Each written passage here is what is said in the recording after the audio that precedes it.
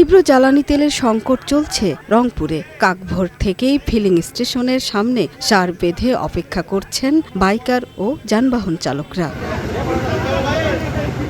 ৭০ স্টেশনেই petrol ও octane নেই লেখা কালো কাপড়ে মেশিন ঢেকে রাখা হয়েছে। যেসব পাম্পে তেল মিলছে সেখানেও দীর্ঘ সারি। ঘন্টার পর ঘন্টা দাঁড়িয়ে থেকে তেল মিলছে মাত্র ১ বা ২ লিটার।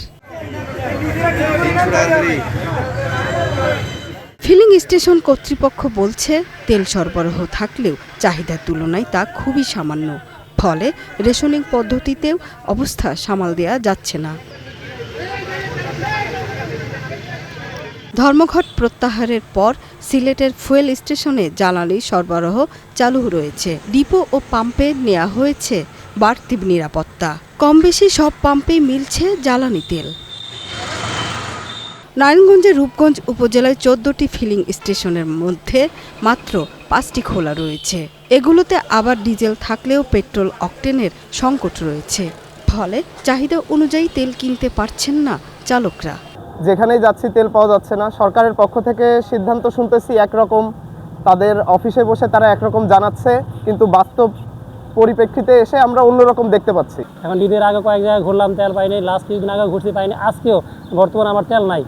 ফিনিশিং পর্যায়ে আমি ৪টা পাম্প ঘুরে আসলাম, কোনো জায়গায় তেল নাই। অনাকাঙ্ক্ষিত পরিস্থিতি মোকাবেলায় প্রতিটি ফিলিং স্টেশনে চলছে সরকারি তদারকি।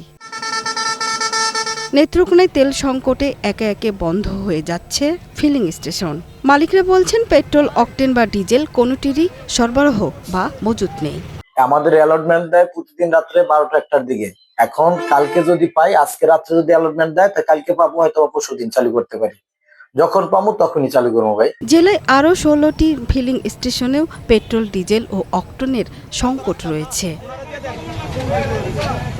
এদিকে মেহেরপুরে অবৈধভাবে তেল নামানোর সময় লরি বোঝায় ৪৫০০ লিটার ডিজেল জব্দ করেছে পুলিশ।